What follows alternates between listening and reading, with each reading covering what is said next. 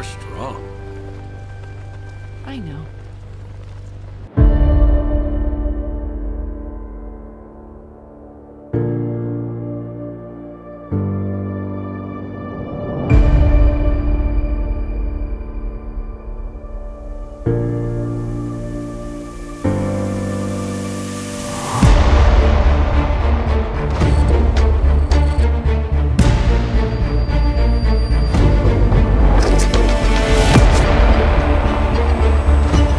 It's okay. I've got you now. Just like in the movies. Welcome to another episode of Super Wonder Legacy. I'm Jared. I'm here with Brit. What's up, Brit? Hello, hello.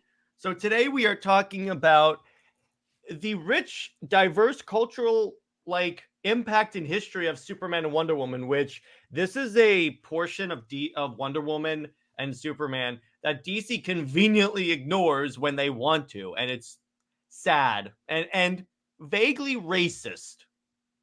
Exactly. It And astounds me. Yeah, go ahead. yeah, and the reason being is what Tom King he continues to basically say, God. especially with Diana, is that she's hard to write. Well, first, Tom King, he's a male. Mhm. But at the same time, that has nothing to do with it because gender in writing, it doesn't matter. As long Mhm. as you have the creative, ideas, you can write any character.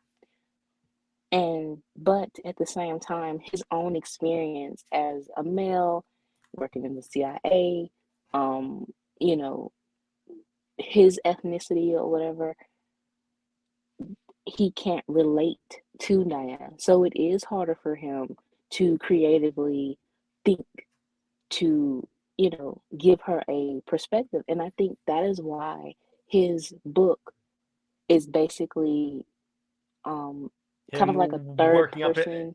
It's also him working on his mommy issues. If you've seen the recent That issue, oh that God. too. But having Sovereign be Hmm. like the narrator, he is more comfortable with Diana being used as like a plot device in the character in the book than going into her mind. Yeah. So yeah, that has been a very um an issue, for a very long time, especially Yep. for Diana. And then with Clark, they just stripped everything away from him to where he's just this generic, all American superhero.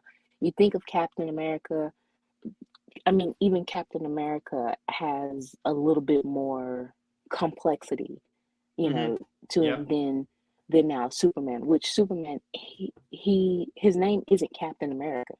He No. doesn't just represent America. He is a global hero. But again, it has something to do with the fact that these writers cannot, resonate. And the thing is, even trying to put these characters to be relatable, they are compartmentalizing the how they supposed to relate. Yeah. And that is something else that's supposed to be complex because as the world isn't all the same. We aren't just sheep. We are very different with our perspective, our ages, our everyday living. So that is what these characters are supposed to represent, and that is something that these writers, some fans, aren't used to. Hmm. Yeah, exactly. So seeing this, so both characters, so the gist of both characters is like one's a refugee and one's an immigrant. And so Superman's a refugee that flees his planet to obviously escape it blowing up. But when he lands here, he makes it his home and he tries to add to the melting pot, if you will, in order to better the earth and himself. Wonder Woman is very similar, that she's an immigrant that comes from another land. Granted, her home isn't blowing up at the time.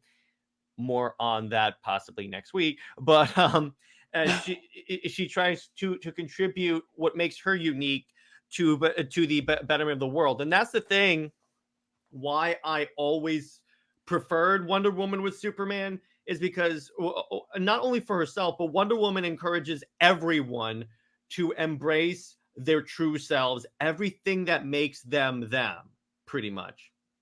Exactly. And the thing is, with Clark being a refugee and Diana being an immigrant, Clark, he's a Moses allegory, and he represents, that the story of Moses, of his people were enslaved. His home was destroyed in a sense, you know, and he has to lead the people to better, be guided. Even his name, Kal-El, is the voice of God. Mm-hmm. That, and for people to have a problem with his Kryptonian name, first of all, he was named by his biological mother, Laura, and it really meant for her a star child. So to take that away as a mother, to take that away from her, and she already sacrificed, saving her child, is totally wrong. And if in a lot of mothers can relate to that and she also gave a natural birth. Krypton, like, they had incubator babies. Mm-hmm. So for Cal to be a natural born, his mother was able to, have that connection with her child. She sacrificed, wanted him to be saved. She named him. That means a lot. And to just reduce that to just Kryptonians are like these cold, like emotionless type species or whatever. I just feel like that's wrong to do. And that's because us as Americans, um, Earth human people, um, a lot of times, especially with Americans, that's all you think of. And especially with the idea of America is the end all be all dream. This is what how the world is supposed to be. Is whatever America's vision is that's how Mm-hmm. you're supposed to live. So anyone outside of America's um I guess perspective, or the of what's accepted in America, you are wrong. Well, And the other thing that I think, going back to what you said about Tom King calling Wonder Woman tough to write for, I think it's the same thing with Superman, because they don't flesh out a Krypton. Because honestly, a lot of these creators are too creatively bankrupt to actually flesh out Krypton and make it this not necessarily cold and like robotic area. yeah, they want it to be Americanized. They want it to be like what's normal to them is their comfort zone. They want to stay in this comfort zone. And where the creativity comes about is learning different cultures, how to put all that together, respecting other people's perspectives. And basically is in this mindset of the old school get off my lawn type thing.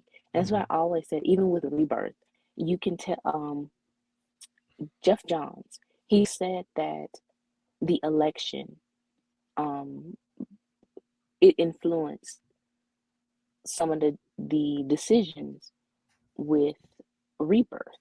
And Mm-hmm. with Superman in particular, it was very much, you did have Superman with the nuclear family. You saw the American flags, especially in Tomasi's book, everywhere. I mean, the very first issue, he was on the moon with the American flag. Yeah. Um, the mailbox had the American flag on it. I think it was within some of the pictures within their house. It had the American flag, and even the volume, it said "Family of Steel." You have the backdrop of the American flag. It's like, Mm-hmm. okay, you can put, they refuse to. America. I mean, they was really trying to put that, like, stuff that down everyone's throat. And What you then the don't fact know that is that there is an edition that when you open it, it starts playing the Star Spangled Banner. that I'm is only kidding. hilarious. That would be hilarious if that was true. I would Oh buy my the God. hell out of that. And then Tomasi had the American road trip, like American history. And what really, it was bad enough that Tomasi blocked Superman and Wonder Woman fans because of the criticism, but that was just criticism for a ship. But Exactly. criticism for someone else's country and their history, I believe it was the Vietnam War or the Mm-hmm. Korean, I believe that. And it was fans that felt very, like, torn about that and disrespected for their country's history to Mm-hmm. be to basically be villainized. And you're turning, history around. And that's also what was true about schools, American schools in history books, that they don't tell you the truth about history. They, cherry pick some things, they gloss over some things.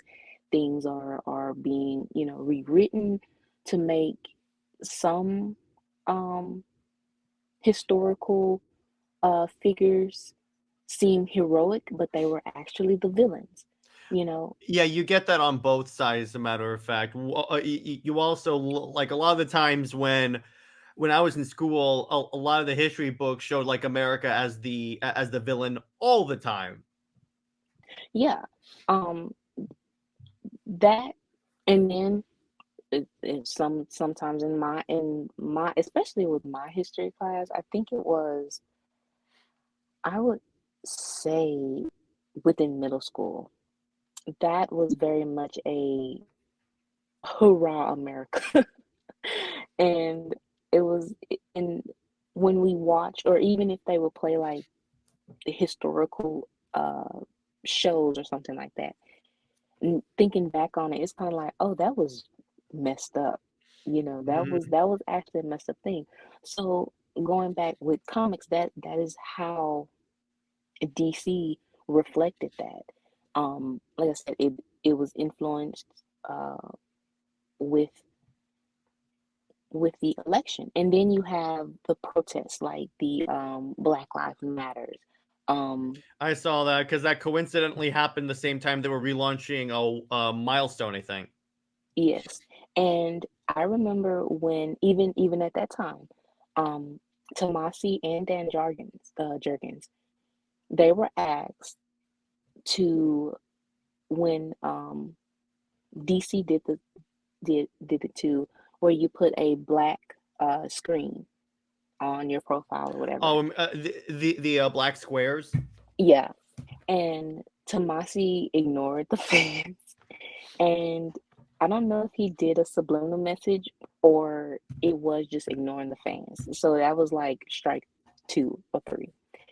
And then Jurgens, he sent out a tweet on the day of people really protesting, and it showed that, he's very much, it's like, you can have your beliefs. We're not taking that away at all.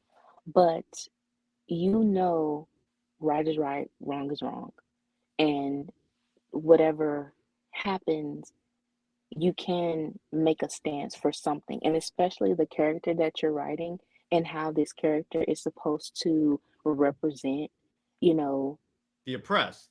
I mean, yeah, we've said that many times that particularly the new 52 version of Clark was the champion of the oppressed. And that's the but thing. I'm that like, was totally ignored. yeah, I know. And the other thing about that is like, if you're going to make a tweet on either side, I mean, really the way it works, the way I kind of saw it is that if really I'm trying to think of how to say this. It's really like, honestly, I don't see. Here's the thing: from where I stand, I don't think creatives should comment.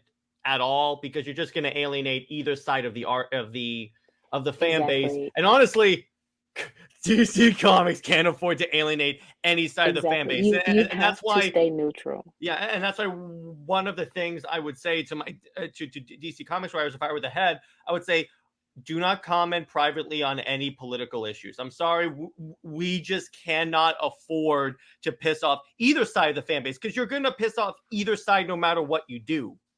Exactly. I mean, like I said, you can have your personal opinions. Yeah. That is fine. Like, That's freedom America of for speech. you right there. You are supposed to. But in a world today of very sensitive people on either side, and especially with Twitter X, you are going to run into some people that can misconstrue anything you tweet out. Yeah. You are going to run into people that will, try to turn anything bad and have a negative, outlook. Or you can be very positive, but at the same time, someone will come at you because they just don't agree. And that is why even though DC is trying to be safe, Superman and Wonder Woman are the characters that honestly you don't supposed to be safe with. Especially with Wonder Woman. Wonder Woman was the character that you were supposed to challenge American ways. You were Plus, supposed to challenge, yeah, early Action Comics Clark was going up against like government corruption and murder and stuff. exactly. New 52 Clark, I Yeah. mean, the very first issue is having a corrupted businessman, hanging from a balcony, Yeah, that was badass. and then he called them rats with money. I mean, how, like, blatant is that to show Yeah. the side that he is on? And that was truly showing that the champion of the oppressed is back, because that is exactly what he is supposed to represent. But now you have post-crisis Superman, which first, Byrne, he had a total issue with his personal issue is that he doesn't like being an immigrant. So he takes that away from Clark. And Clark, he has an issue with being an immigrant refugee. And his idea was, I believe it was Krypton bred me, but like Earth or America raised me or something like that. And it's like, it's not that simple.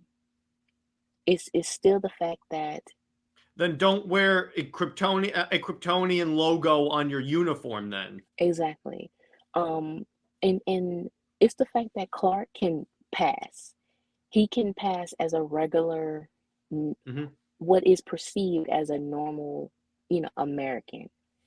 And that's sometimes a problem because, again, you have writers where, because Clark can pass and want to have this facade of just like this normal American lifestyle, then yeah, what's forgotten is his Kryptonian heritage, and is demonized, is villainized. Plus, as I said in my Lois Lane video, that's why they push Lois Lane, and that's why I can't stand her, because they use her to actively encourage him to move away from like embracing his Kryptonian heritage. Yeah, when they say that Lois accepts him, she doesn't exactly accept the Kryptonian side, because what she sees, first of all, she sees a man with powers. She's always looking for, powerful men. When she was first created, that was her thing of going after dating powerful men. Yep. And he's literally not just a powerful man he's not of money, but he is of literal power. And then, but she hated or despised Clark Kent, Exactly. the mild mannered, normal corn-fed farmer, boy guy. And when they tried to change liking Clark, it was basically just, first of all, so they can get married, and for her to be a love interest for, for Clark too, to be a, a little bit more likable to the audience. But it still cheats in a way because she doesn't still accept the Kryptonian side. She doesn't call him Cal whatsoever. Um, Yeah, she Lois only only calls him Clark, and then I have a buddy of mine who doesn't like how many times Diana calls him Cal, and I'm like, you realize that in actually the period that I enjoy, she barely calls him Cal, and yeah, that's a mistake I think in New 52 is that she pretty much only called him Clark. I think they could have mixed it up a little, but I don't see the problem again. And this is a throwback to last week's episode. I don't see a problem with calling him by his Kryptonian name as well. She uses both. Yeah, Diana, she uses both, but that's her thing. That's her thing, is calling him Cal. And also, I think that with the New 52, again, it was, the problem is you had writers that still were teetering with post-crisis, and they had that get off my lawn, still that mindset, and wanting the characters to stay watered down. So you had, even though um Superman was back to modern, golden age, and he was more balanced with his Kryptonian heritage, I think that it's still the fact that some writers just felt to just call him Clark still. And yeah, it's a comfort thing though, because even within the New 52 and the subtle narrative that they had for Clark and Diana being together was like, even though within their very first emotional, connected conversation, they said that they aren't gods, Mhm. but you still have this perspective that these two gods are together. And with Diana calling him Cal, that equates to him being a god. Mhm. And I remember when some Lois fans would say he's just a battling alien, and how being with Diana, being a goddess, you know, yeah, she's a demigod, whatever. But at the same time, Very still, superficial. yeah, within the context, she still is not, she doesn't look at herself as that. She's very much and even the Amazons, it's kind of like, I can remember a long Twitter conversations. Well, it wasn't a conversation; it was an argument with a Superman and Wonder Woman fan and a Chloe fan, of course, and they were being very racist, Well, it's a of big course, surprise there. and it was the fact of saying that the Amazons aren't human, I remember and this one, and I think I may have been involved in this one, but I'm like, are they, how do you define human? They're from Earth. She's human. the thing is, the how they define human is being normal as in American. And that's the thing, is that, okay, so because I'm American, I'm human. So someone in a different country is not human because they're not American. You know, that whole logic thing isn't computing at all for me. Um, so yeah, they equated the Amazons as really nothing. And I just felt like, first of all, they're women, and the history of the Amazons are women from all over the world that were abused, and Human their women, souls, mind you, human yes, women. from centuries, but Yeah. still, whatever. But for the mythical part, the whole magic part to come into play, They are reincarnated souls of still those human women that were abused, that were enslaved. And still, honestly, the Amazons are so much more cultured and, wanting to be together and learn these different cultures than man's world. That's the problem with man's world. That is why Diana, she is so, one of her character is to bring people together because she is so cultured, and she knows how to speak multiple languages. That's including what she Kryptonian. learned. Yes, including Kryptonian. She That is what she represents. Clark represents the oppressed, the people.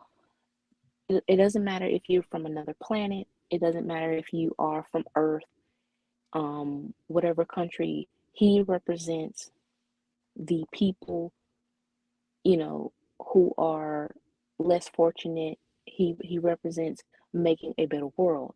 Diana, she represents bringing cultures together. She represents, just basically bringing worlds together, and that is how, you know, their relationship comes together.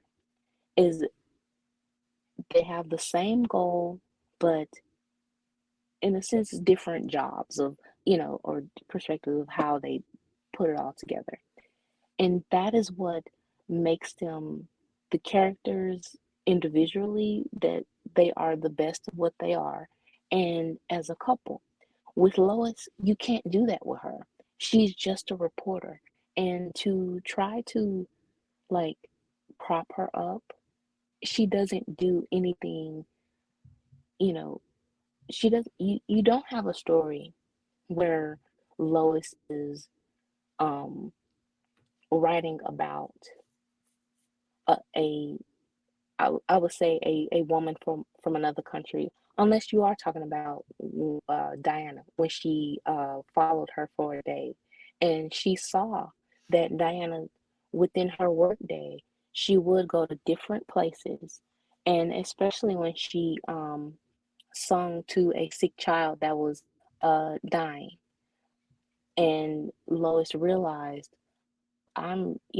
what Diana's doing is far more important than me being a reporter.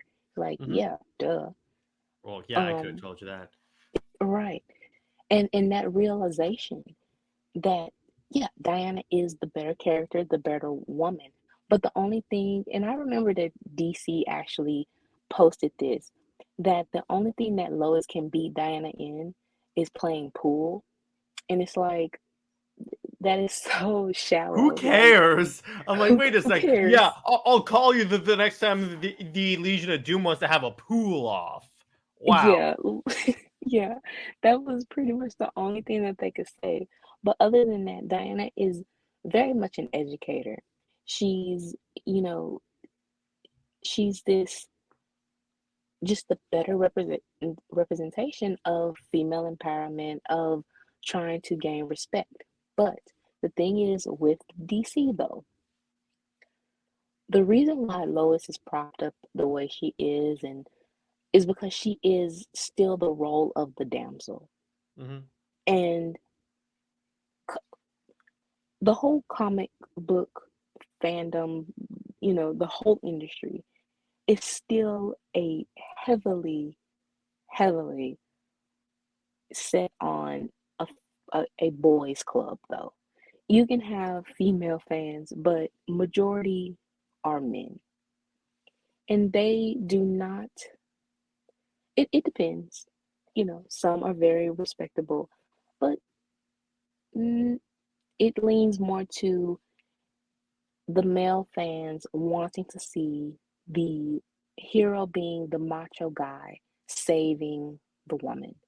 The woman is, and I believe this was said even from post crisis.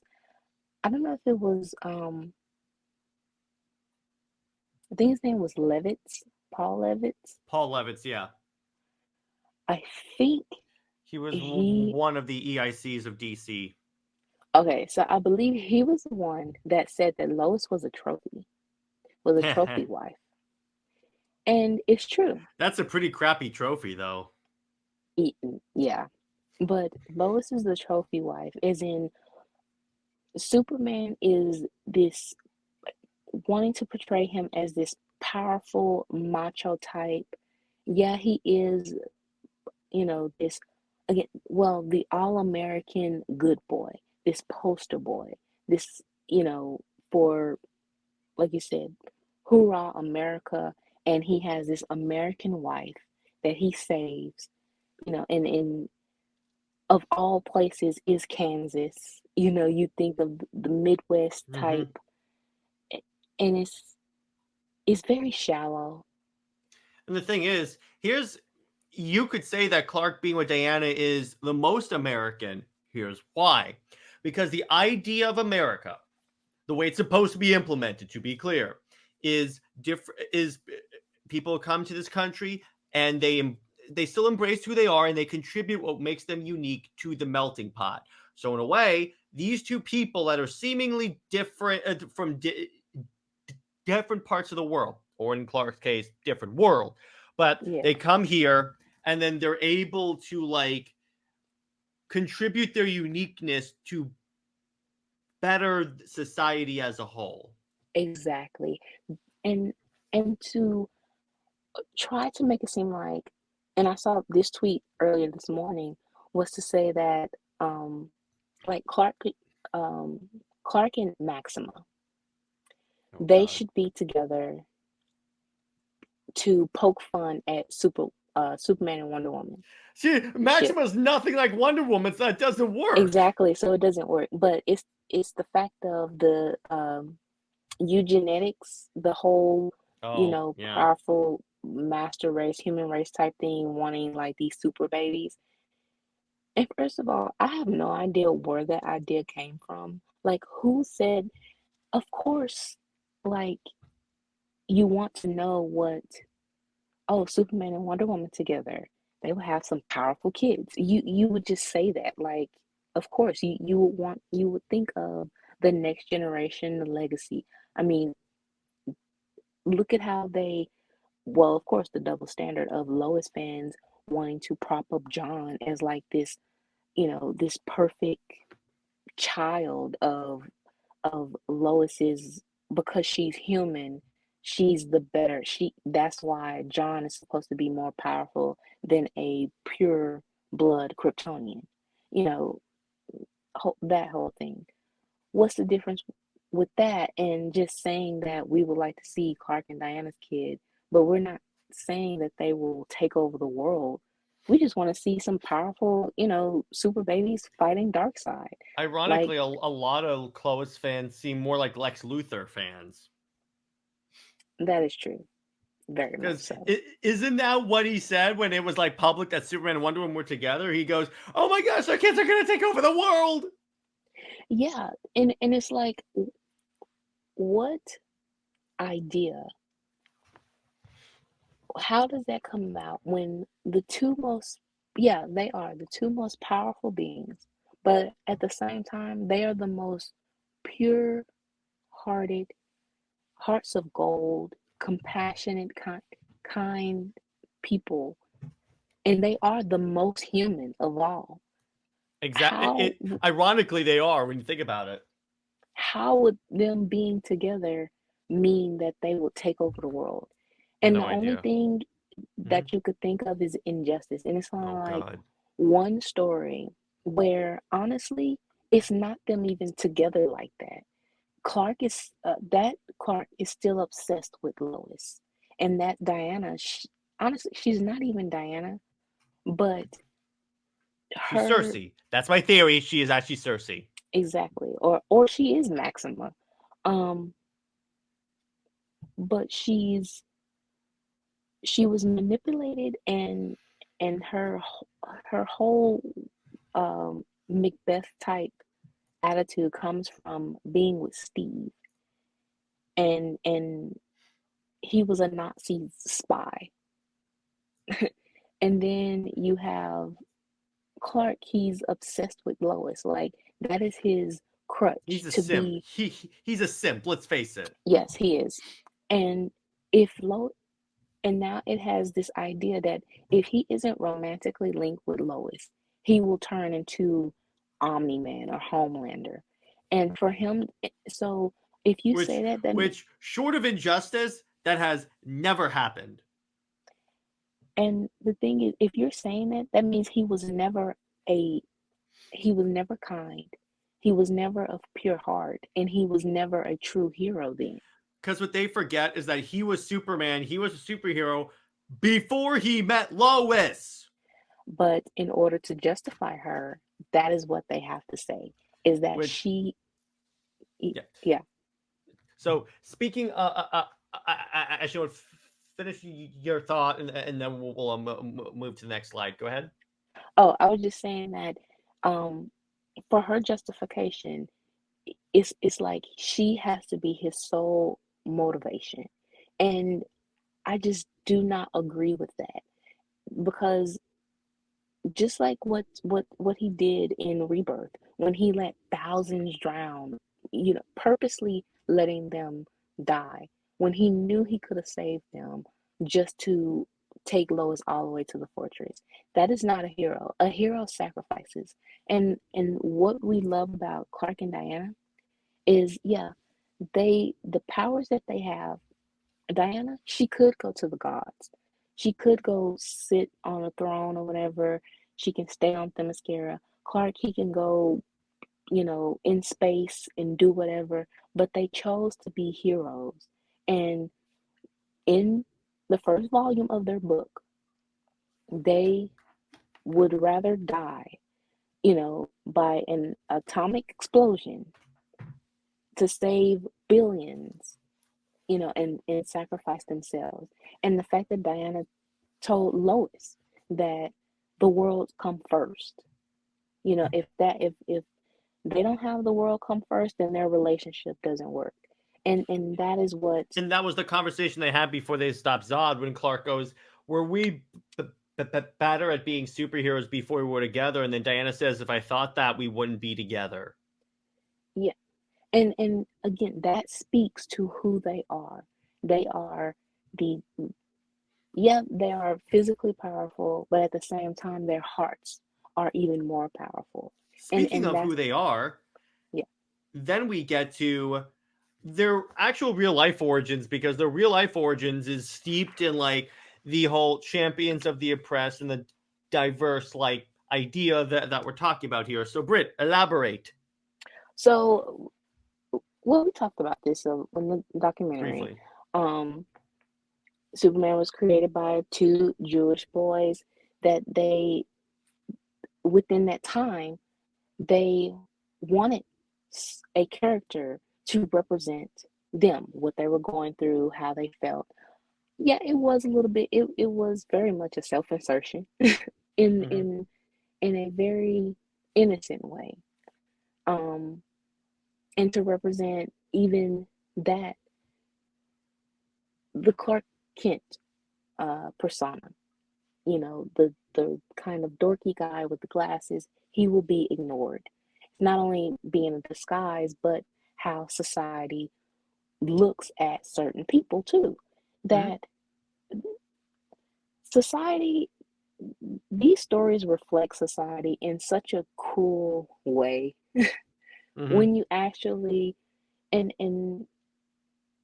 the more self-insertion that they have nowadays, it's not only annoying, you know, but it's also just showing just the way the society is, Well, and the other how. thing about that is that the way they did self-insertion, because they were self-inserting into original characters. The problem with the way a lot of writers do self-insertion now is that they self-insert themselves onto pre-existing characters that are supposed to have a certain way they act. It's like Tom King on Wonder Woman. Right. I mean, you can have the characters evolve in certain eras, Mhm. um different stages, how we're in the year 2024. This was 1938. And yeah, time has everything has changed now. Within that time you had um, just ink and paper typewriters. Now we have the VR glasses where you can type in the air. You know, I we get that stuff changed, but the core of these characters never change. Yeah, they're not supposed to. And that's the thing about Zach. When Zach was doing his movies, he said, "I want to show people the core of who these characters are." He plays Superman, Wonder Woman, Batman, the Justice League in a new-ish environment, but he still had it where they were still acting like themselves. Like in BVS, when like they're having all the news commentators talk about Superman and basically bashing him and calling him a threat, but it's interspersed with clips of Clark saving humanity all the time, and that communicates that the core of Clark. No matter And what that you is think about me, I'm still gonna save you. and that is what we need to see. Superman and Wonder Woman can be in a world that is very harsh, and I think that that is what New 52 was trying to do, and it did succeed a little bit. The world is harsh. I mean, we are living in it today. We've gone through a pandemic. The economy awful has, There's you know, wars across the world. you have the government and just everything, media, social media, everything. Just everyone has attitudes every day. Even going to stores, people will start fighting in stores. So yeah, they need to be in the reality of today. Don't gloss over that. It is fantasy, but it's also, you mix the fantastical with realism. because And that is ultimately how, because ultimately that's gonna be like brought in some way, because we are human beings and it's gonna influence how we write no matter what. right. And so to try to gloss over that, and again, you are making it seem like America society is just peachy, and it's not. But you Mm-mm. can demonize and villainize other countries. I don't agree with that at all. And that's the thing with Diana. She is from another country, from a secluded island, and because they don't understand the Amazons, the perspective of the Amazon is so shallow. Is first, if you are, because Diana is from just an all island, you know, of all women, then that influences her sexuality. Yeah, that's what and we'll talk about that more on the next slide. Screw it, we might as well. So we're talking about why like the immigrant and the refugee portion of Wonder Woman and Superman respectively are ignored. So we're going to ask the question of why and by who are they ignored. And I couldn't think of three better creators to put on this than Tomasi, Jurgens, and Rocca. Let me tell you, when I was doing image searches for this slide, what popped in my head constantly was the "why did you say that name" clip I'm constantly playing, because I had to type in their names and I'm like, ah. Yeah, it it was awful. So we But can Brit, start with Tomasi. yeah, why do you think that starting with Tomasi, yeah, why do you think they tend to ignore that period? A little more elaborating. Okay, well, first of all, Tomasi, I didn't know that he was the editor of Kingdom Come, or That's a true. co-editor. I'm like, wait a second here. That you know that you see the the book that you co-edited, which is known as like one of the greatest DC storylines, one of the greatest comic book storylines. Ignore DC, one of the greatest comic book storylines of all time. You know that aligned with that was actually, when you think about it, new, very new 52y, if you think about it. I mean, that is why he had Magog in his first, volume, and the Mm-hmm. third volume, but it was kind of like done in a shallow way. But it's very much a head scratcher of, yeah, it's Kingdom Come is the best comic book storyline and you screw over like half of it. That doesn't make any sense to me. But Hmm. what I think about Tomasi is, again, you're putting your personal views, within it, how he ignored, the Black Lives Matter fans. Um he disrespected um other fans from a different country with his American in Wikipedia rundown, those issues. So yeah, I just think that, and with Diana, he was called out for um with his first issue of Superman and Wonder Woman, that was issue 13, and he made Diana so mean and basically like 180 their first meeting. And he said that, getting better with it or whatever, and no conflict, no story. And in a later interview, when I think this was right before uh final days, but he said that writing Diana was difficult because she demanded the spotlight.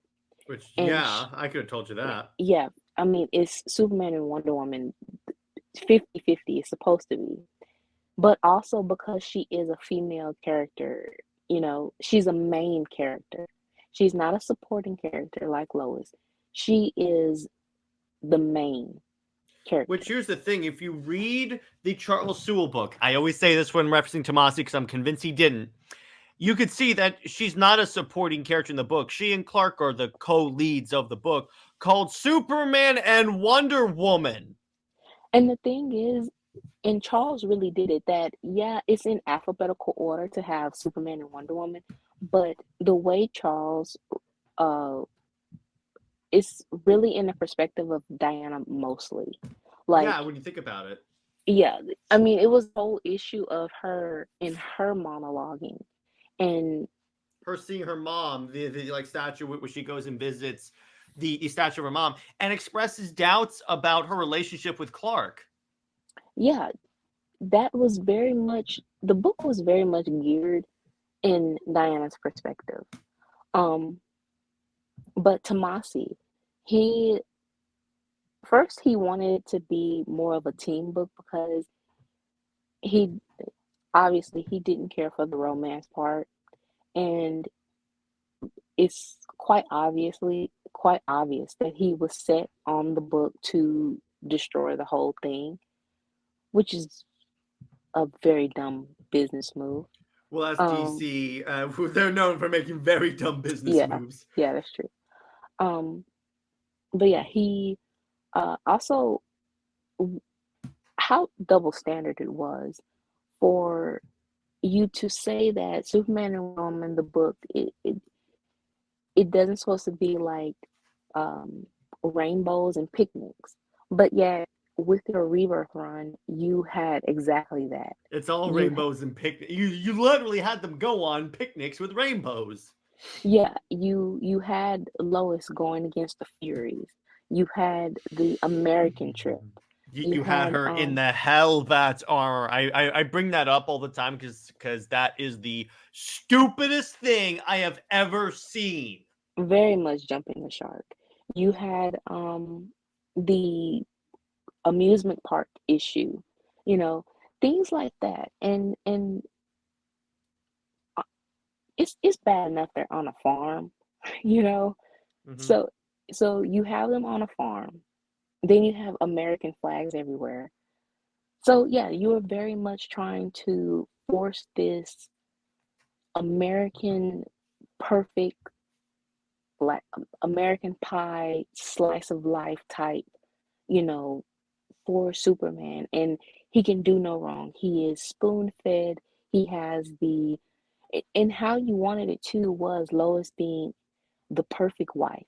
I mean, she sat there and baked pies, you know, and Which I'm like, and that's the thing. And I have a comment that I want to read on my Lois Lane video that you just reminded me of. So for those that don't know, I did a video that's basically enumerating my problems with Lois Lane. Now, a particular commenter and named JB0523 brought up, and by the way, if you're watching, shout out to you. He brought up, here's his comment. Lois Lane is a walking contradiction. She's written as a third-wave feminist boss chick character, but she's also a damsel in distress and needs Superman to save her at a moment's notice. In a perfect world, Clark would have ended up with Lana Lang, or in our case, Wonder Woman. But my point is, he's right about the walking contradiction, like you just said. It's like she's supposed to be this feminist icon, but when she is highlighted in the book, she's the stereotypical stay-at-home mom that bakes pies. Yeah, I mean that was the whole thing, was even with the trying to put Batman and Damian in the book, she served them pie. I think there was one issue where she even asked Clark, does he want a piece of pie or something like that? And it's kind of like, yeah, that's pretty much her only role until they did Reborn, which is try to have her at the Daily Planet again. Yeah. And even with the Daily Planet, I mean, the whole newspaper thing, again, we're 2024. Newspaper, we do not need. You can have it online. So going into the Clark office, Catropolis, baby. yeah, going into the office type thing, you can do that. Working from home, you do have a home, you do have an office, like a where you can go into, especially when sometimes, like, say, like, if your company gives you a company laptop or something, and say, like, the internet isn't working, so you go to the office. That is something that makes sense. But to put that Superman has to have the Daily Planet, no, it's not a must. It's not a necessity anymore. He can be, and that is something else that I really want for Superman, and why when I write, he is mostly, out and doing more like global news, that he can be a global correspondent, that he does have a blog of his own. And yeah, he will report to Perry, just every so often. But in this day and time, he doesn't need to just stay in an office. And having Lois as the editor-in-chief now, she definitely doesn't have a role, because she's basically female Perry White, because she complete with screaming at her subordinates. She literally is Perry White. Yeah, and you see how Perry doesn't really have a role in the Superman book, so she doesn't. And also, even with Philip Johnson Kennedy,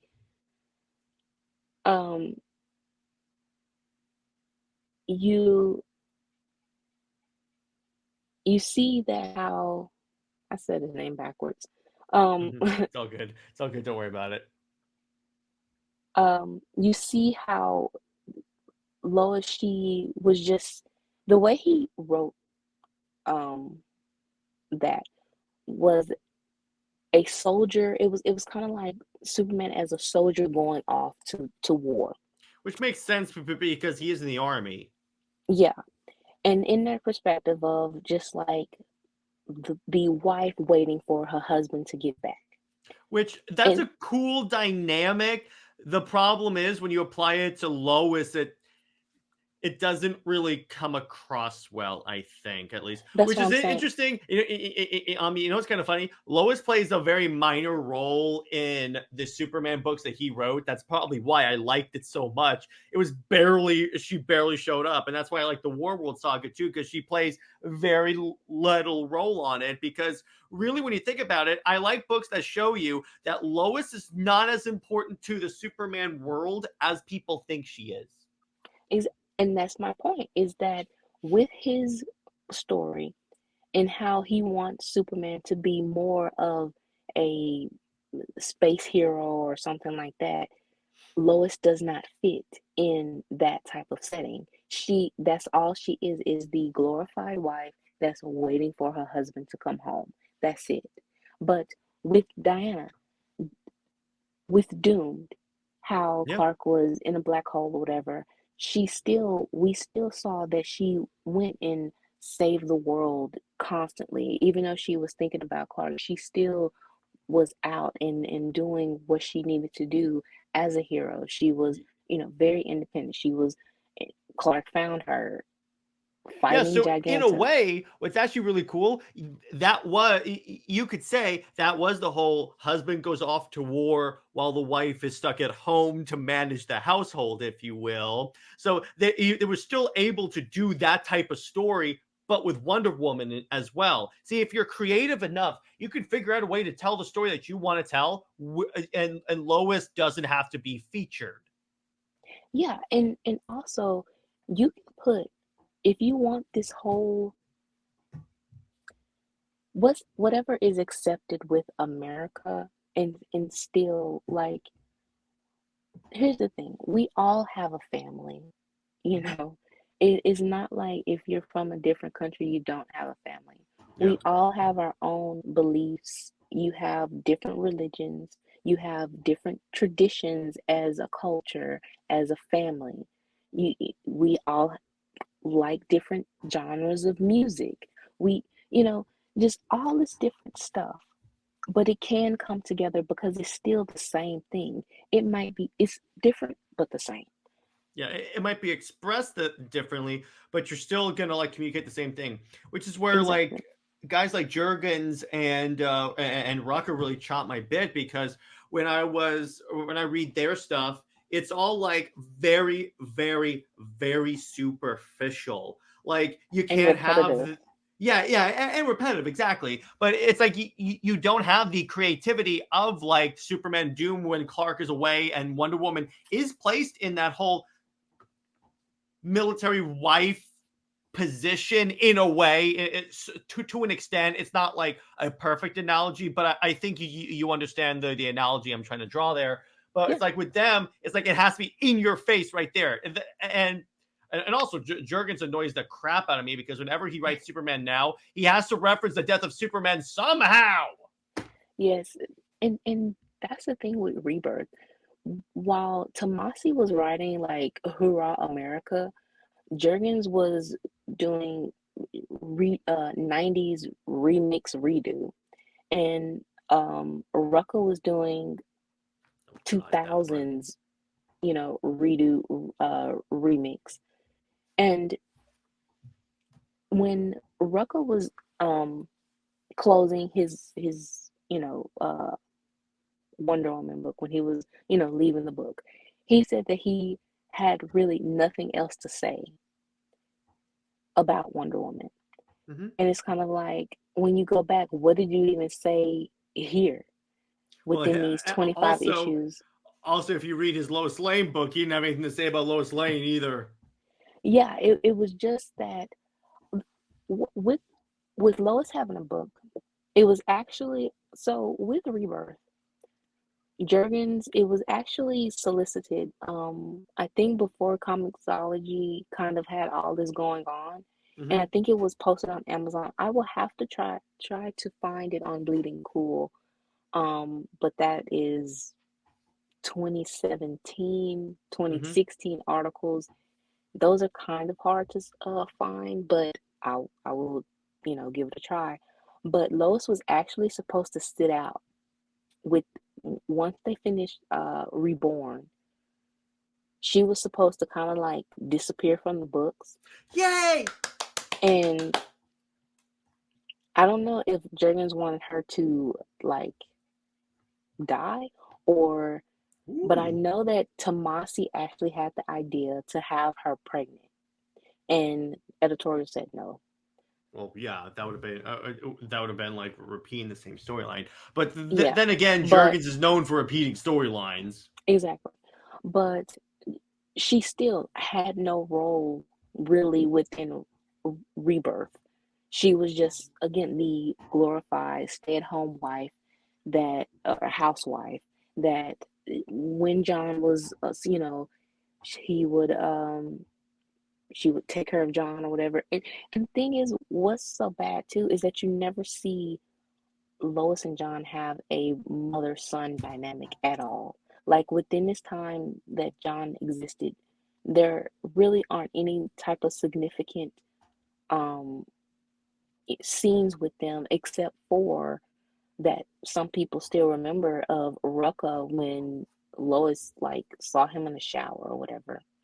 But even with Rucka's book, the only reason why he wanted the book for Lois is because Bendis, the his storyline was to, I think, have them divorce, but she is like Superman's wife or something. And Oh, it as soon as you said divorce, I was like, maybe I misjudged Bendis. And then you added the Superman's wife part, and I'm like, oh, there's the yeah. Bendis. There's Bendis for you. And I don't know if she was supposed to, I guess she was supposed to go away again still. She did not again have any type of role. So Rucka, being a Lois fan, he wanted her to be within, the books. And that is why she got the miniseries. But of course, that series flopped. Well, And because it's Lois. That series also kind of identified to me that like the fan base may say they want Lois to be featured, but they really don't. What they really want is for Lois to always be Superman's like damsel, because otherwise you would have bought the book just called Lois Lane. Which, by the way, one of my happiest moments is when I found the bookstore and I sent a picture to you with me giving it the finger. That was awesome. right. Um the the thing is, it did seem like even Rucka got like he became uninterested within writing the Lois book, and he was much more interested in writing Renee Montoya because that's pretty much what it turned into. Yeah, After like at a certain point, it turns into a Renee Montoya question book. yeah, and that really shows that that is the only reason why you're on the Wonder Woman book is to throw Jazz 52 into, you know, take, shots at that or whatever, but you really didn't have anything to say about the character. That's all you wanted was to take shots at New 52. Jurgens did the same thing. He wanted to take shots at New 52, but again, to implement Doomsday and whatever else 90s he had going on. And that was it. Um, Tomasi, he just wanted really like, hurrah, America, here's the nuclear family, we love America, and the Super Sons. And now he has the Sinister Sons. Which I'm watching that and I'm like, he's only doing that because he didn't get to tell the full Super Son story. So he's like, let me see. The problem with the reason why the Super Sons as a concept sounds cool, the reason why and the reason why the Sinister Sons doesn't is because it's not like Zod and Sinestro interact a lot or at all. So the reason why the Super Sons kind of worked as a concept is because of Superman and Batman's kids. So their fathers are best friends. So you would have that whole, oh, our dads are co-workers and they're best buds. We should be best buds. Zod and Sinestro are not. So it's not the thing that Tomasi thinks it is. Right. You just really just have a theme for some type of power sun Blank duo. Sons.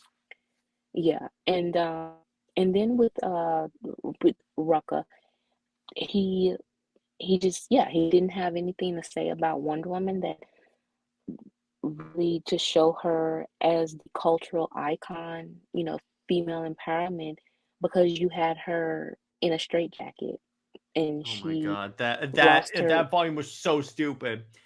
Plus, Yeah. they made it so she's never been home. I would believe that had Superman not freaking been in Themyscira. I kid you not. They did in the new 52. There was this absolutely kick ass Deathstroke book where Slade goes to Themyscira. He's hired to do something, and he retrieves like the God Killer sword, but he also unleashes this ancient evil that's gonna like consume the world. So Wonder Woman fights him. Who should show up on Themyscira but Kal-El? So I'm like, wait a second. Did Kal-El also never go to Themyscira? Did Slade Wilson also never go to Themyscira? How does this work? And Hesha. And She Hestia was, too. I'm like, wait a second. What the hell is going on here? but not only that, but they had a miniseries for her. Well, I don't know if it was her because they changed her character design, but yeah, she had her character or whatever had a miniseries too. So it's kind of like, yeah, none of this makes sense. Also, with Diana having the lasso of truth, you're telling me that she was living a lie for 10 years while she had the lasso of truth? That, That mm, touches her all the time, and she has been wrapped in the lasso of truth in the new 52. So I'm like, what? By the way, Brit, real quick, it's kind of off topic, but I might as well bring this up. I always thought it was a crime that we never got an Amazon's book. well, Like that in is any because, era of DC, they never really, or if they did it, they never really pushed it because they could tell some great stories of just of a book focusing on the Amazons, kind of like how they had like Green Lantern Corps. well, the thing is, because, I mean, it goes with how they treat Diana. Diana Mm-hmm. can only, the thing is, how the investment. If they aren't really invested in the main character, the sub characters, they can't flourish. So if True. they already That is struggle true. with, if they are, yeah, so if they already struggle with having Diana with one book, you know, she can't, her supporting cast can't, you know, sustain a another book. Even you have Superman in Action Comics, you have Batman in Detective Comics. You're supposed to have Wonder Woman in Sensation Comics. They had Sensation Comics for a digital first, and but that didn't do so well because it was multiple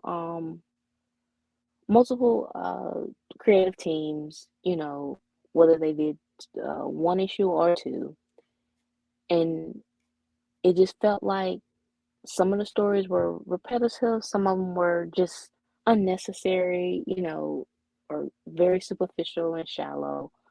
Then you have right now, which, Amazon's I mean, attack. Oh god.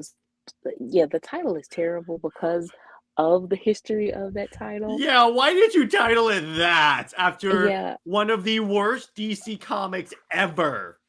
so I mean, and I'm guessing the way that's written, it it's really a book that, and because the Wonder Woman family is not together, even the Superman family, I mean, um, within Action Comics, or they try to have the family like Batman's family. Mm-hmm. Batman is a loner, but at the same time, he's always had Robin.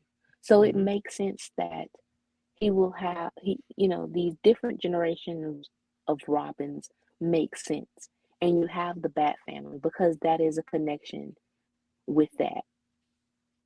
Mm-hmm. But Superman, really, you have Kara and you have Connor. Those are the only two, legacy, if you will, supers there should be. And then down the line, if Clark and Diana have a kid, of course, that's the legacy. But as far as the super family, that's the only thing that they are the only two that you can really have. Keenan, they tried to put him in, which is Chinese Superman, and even his book, flopped. And he, was a background character. And the other thing is, like, when his book started, it was called The New Superman. And this was around the time that Marvel was doing like the All New, All Different initiative where they were like replacing all the different characters. And the problem with that was the worst time to label a book The New Superman, particularly after you kill Superman previously. I'm like, Yeah, what? yeah, DC. I get that wasn't I understand they weren't going to replace Clark with Keenan, but from a public perception wise, that's what it looked like. Yeah, and the thing is, what's funny is that Marvel, they take ideas from DC and they make it better. Even if it fails, it somehow still is better than what DC does, so it looks like it's a success. And then you have where DC tries to copy Marvel and they flop. It is like such a weird, like, imbalance with, And when Marvel tries to copy DC with like the Squadron Supreme, they actually put Superman and Wonder Woman together on that. right. I mean, it's kind of like Marvel sees the popular concepts, even if it is controversial, and they still do it, and it becomes a success. They have the concepts, but sometimes they don't always execute them well. But I give them credit for getting the gist of the idea. So I'm like, Exactly. okay, there you go. Wait. So continuing on, now I got to ask you this, Brett. So at Comics League, when we identify problems with certain like initiatives DC does, I like to give like solutions. So let's talk about that. How do we fix this ignorance? I'm gonna put, and what I mean is the ignoring of these two. If we were in charge, if DC came to us and said, Jared and Brit, you can, we're giving you carte blanche, fix Superman and Wonder Woman's books, particularly with this issue. How do we do that? Well, we actually just with Wonder Woman, Yeah. you brought up the very solution is to invest in her side characters. Yes. The Wonder Woman family is so is very cultured. So you can have the Amazons and their story, especially being of women, abused, enslaved, reincarnated women. That is a story that resonates with women today. Mm-hmm.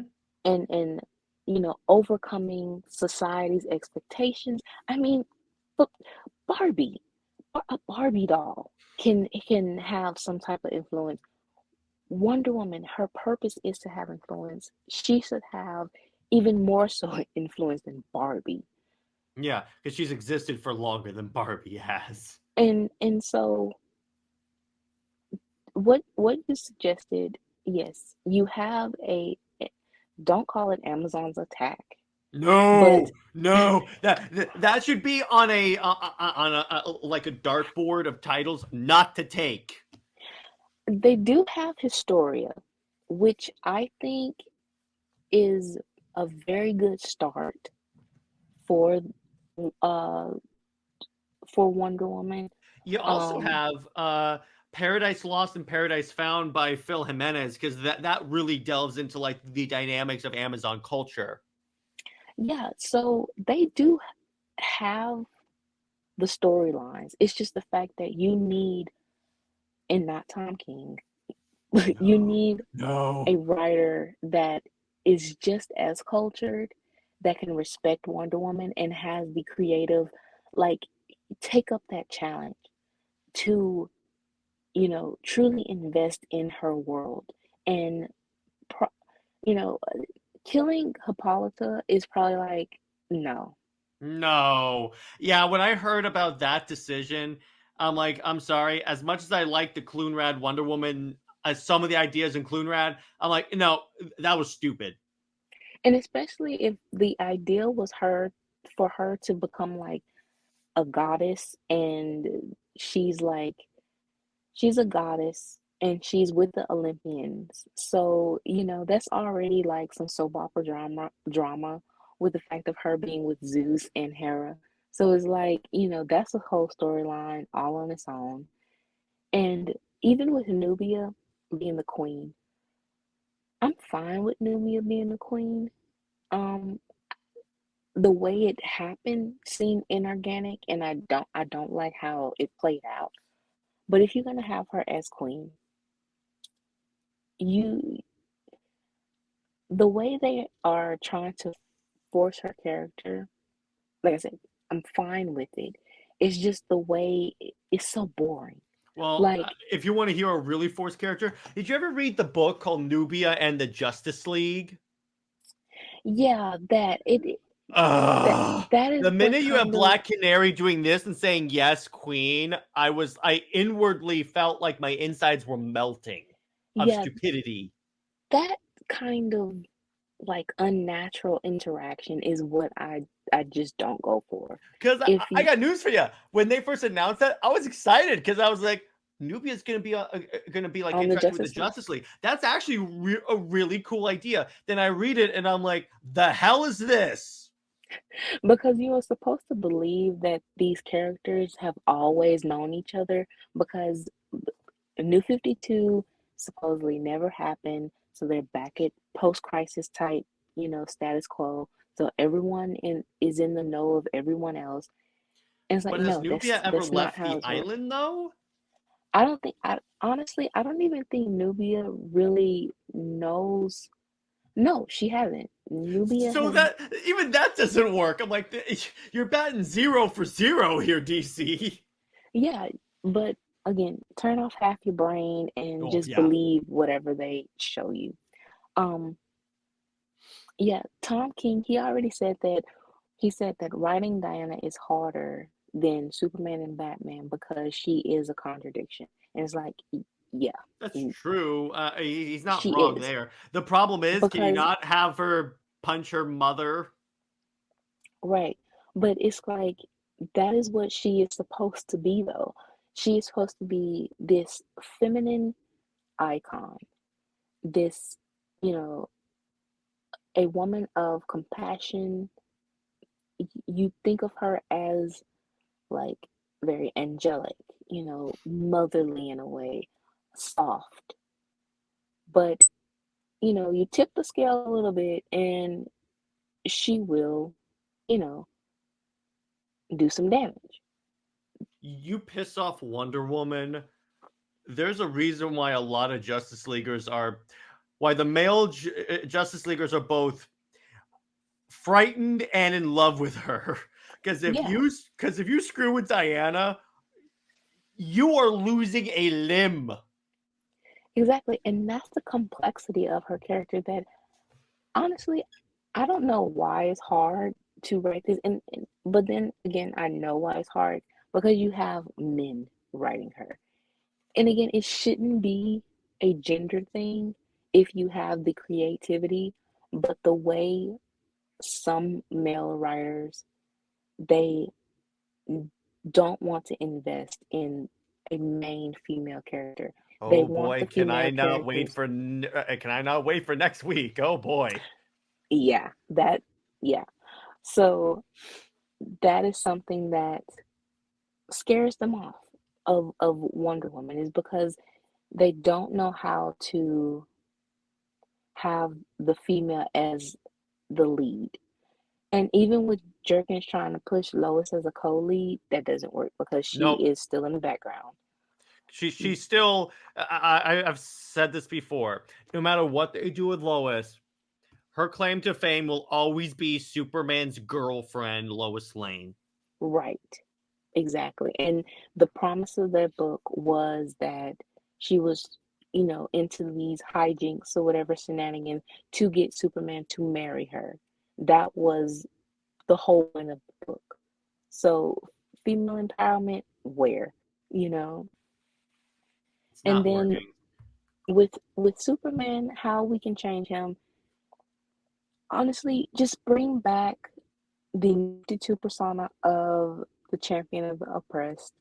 And Um, honestly, I say we bring back the armor because here's the thing: I get that the costume is like a relatively minor thing, but the thing with it, the armor represents when they made it Kryptonian armor is that it's still him embracing that side of who he is fully because he's wearing a Kryptonian suit everywhere he goes. yeah, Clark Kent can wear the suit and tie, the Mhm. and the glasses, and that can be or the flannel shirt.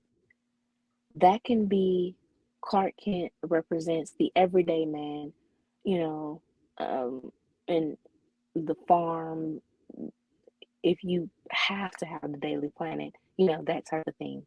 But Superman, for him to have on the Kryptonian armor, represents Superman, represents the power of Krypton. And I That get makes that. sense. I understand because Tevye has said in the past that he didn't like the armor because he said Superman doesn't need armor. And I'm like, you're right about that. But the idea is that it's more of the idea of him embracing Krypton as part of himself when he wears that armor. Thing is, I don't think that it was armor. I know how it was made, but it was more so like a technical nano suit of like, Yeah, and when he holds it, it's not like armor. It's more like the Man of Steel suit, where it's still like, for lack of a better term, cloth, if you will. It just looks like armor when he has it on, yeah, and I think the reason why it looks like armor is because it was so slick and shiny. and But the little lines on like the in the shoulder, and lines, like yeah. But you can look at the Suicide Squad game. That design heavily is, inspired. yeah, and it has the lines. So in that, I don't think that's armor. Which is So kind of funny when you look at that game. There's a lot of designs that were clearly inspired by the new New 52, 52. which I love because Brit, it's about damn time this era of DC gets the respect it deserves. I mean, New 52, the reason for New 52, and again, referencing the documentary that people need to Mhm. watch. It's such a great N- documentary. New 52 was for the characters to be in movies, gaming, toys. Those designs worked for other platforms. Honestly, who wants to? I don't think that there is a kid of today that wants um Superman with the red underwear. Like, No, and no. here's the thing. Here's what the new 52 did. Are you ready? I say this story all the time because it's important. When I first got into comics, or like when I was first aware of this, I didn't like Superman at all. I was more of a Batman guy because honestly, I thought Superman was like, I had the stereotypical view of Superman that he's the Boy Scout, that he's so perfect. Everything always goes well for him and stuff. But then when I read the new 52 and it broke and saw like Man of Steel and stuff, and it broke down who this character is to the fundamental core, and you see him screw up, you see him make mistakes, but learn from it. I'm like, okay, so that's why this character is so iconic. Exactly. And what really is disappointing, and yeah, this character has, you know, been for 80 plus years. And a lot of the Twitter X fans, the Superman fans or whatever, they say that if, Superman was irrelevant, if he was that boring, he wouldn't have lasted for 80 years. The thing is, the comics is a is very much a niche. The cartoons, Superman hasn't had a cartoon in like since the in what 30 in DCAU. almost 30 years. Yeah, DCAU. So even with my adventures, that is still very much a niche and trying to go within the anime type um crowd, Which, by the way, which you could still have a character and have him be iconic, but also have him be irrelevant. The two are not mutually exclusive, and that's what Superman was pre this.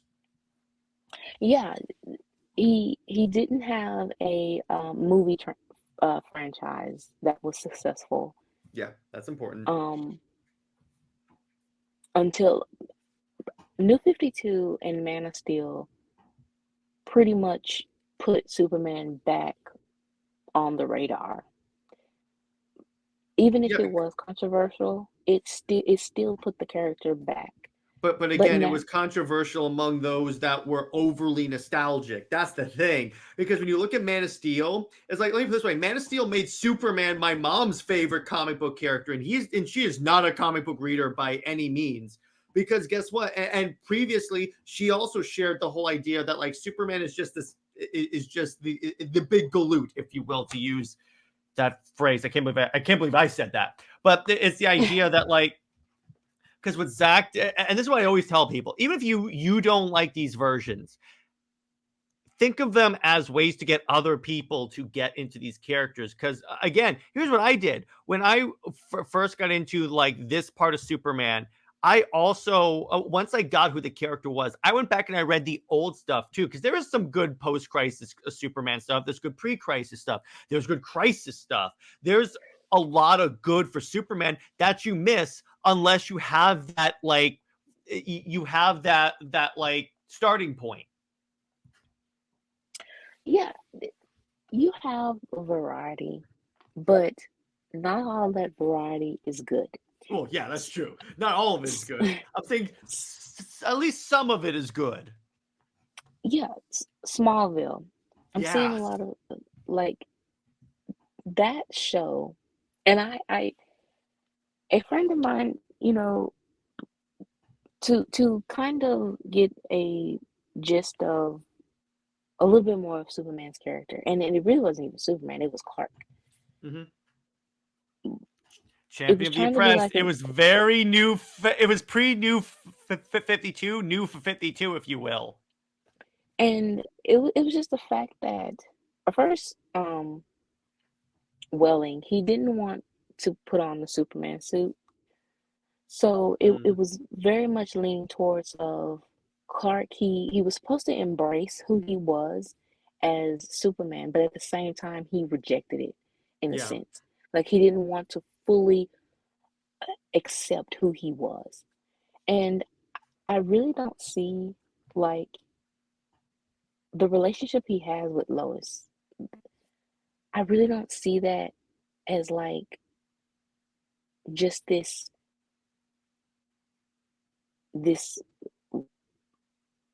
all-time romance at all. It's It's very not. early 2000s. Um, Plus, that here's the thing, Britt, and you bring this up every time we like share merch that's like Clovis based. It's always the exact same pose. He's flying, he's holding her. At least yeah, with it's this the one, bridal. they fly together and stuff. You can do more. Jim Lee even said that in the YouTube video when he was drawing Superman and Wonder Woman. He's like, "There's so much more you can do with this because they're both super powered." Yeah, I don't know why like you think that this is they throw out iconic and this the buzzwords, but seeing the same pose of bridal style carrying and you know and Lois, it really depends on like the drawing, who honestly, even it doesn't even matter who draws her. It's just the fact that Lois doesn't have a marketable like look. Mm-hmm. So she just looked like a random regular woman. It's generic female journalist number 5. Yeah, so I mean with Diana, yeah, Wonder Woman and Superman, you have them in uniform. But at the same time, even if Diana was just in civilian clothes, because she is supposed to be like this statuesque, this, woman that is strong and she still have a distinctive look, even in just the Diana Prince, persona. Um, so so yeah, with Smallville, just I don't know. I with going through the episodes, I'm just like, why is this so praised? My Like I problem with said, it. Smallville is that, all right, it's cool. I kind of get why it's praised because they didn't need to like rely on on like him being in the suit and stuff. They were essentially doing more with less. But my problem with Smallville, you have like Z-list characters showing up: Booster Gold, the Legion, obviously some not being Z-list, but my point is being made. They have B, C, D, all the way to Z-list characters, but they don't mention Bruce Wayne or Diana once. Like they could at Well, least that just is mention that Bruce. that was Because I understand the bat embargo, but you could at least say, "Oh yeah, there's like another guy in Gotham that's kind of like a vigilante," or there's some weird reports coming out of DC of a woman with like a magic rope. Just do something like that. well. That's the thing is that especially with Batman, you don't have to mention the other characters because Batman is Batman, and Mhm. that's the cash cow. But with Yeah. Superman and Wonder Woman, and we see that with Rebirth, they had to be isolated. And honestly, the only thing, of course, Batman had to be in Superman books for John to, be leeching off of Damian. And then with the Wonder Woman book, Rucka had Batman in the book, uh, for Bruce Wayne in the book, and then he had for I believe it was the last issue of the Justice League, but Diana was written to have this attitude problem or whatever. Hmm.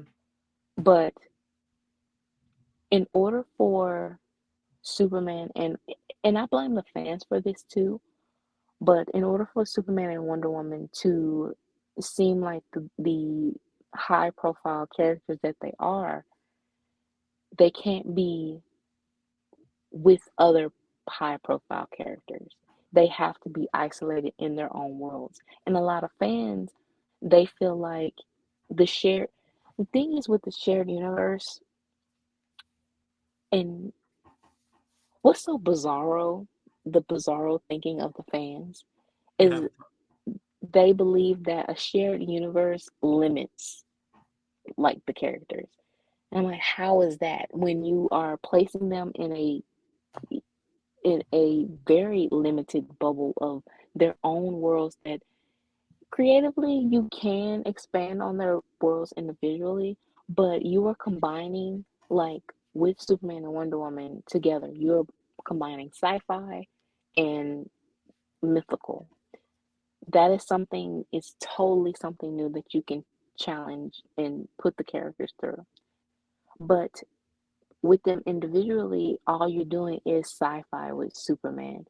You might have a little bit of magic in there with whoever type villain, but not really. Um, Yeah, because what I've long said, what would have been a fantastic storyline is that the Justice League versus the Greek gods. Because first off, you're highlighting Wonder Woman's world, but then you also have the Justice League of old, if you will, versus the Justice League of the new, and that works. And you can only do that in a shared universe. yeah. So so that whole bizarro logic is just doesn't make sense to me. So um with bringing in the Z-list characters, that is how you prop up um Superman. And even Death of Superman, that is Oh yeah, the crappy the Justice League. yeah, in order for Superman to die, even in the animated movie, and I think Tomasi said this, was that Diana was nerfed.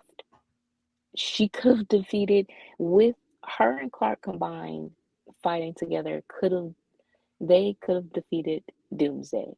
Yeah, And Yeah, because I'm like, because here's the thing. In that movie, at least they had the A-list Justice League, and even they got their ass kicked, which I'm like, Lantern could have thrown him into space. So it's like they severely had to nerf these people. Yeah, you have to nerf them in order for the storyline to work.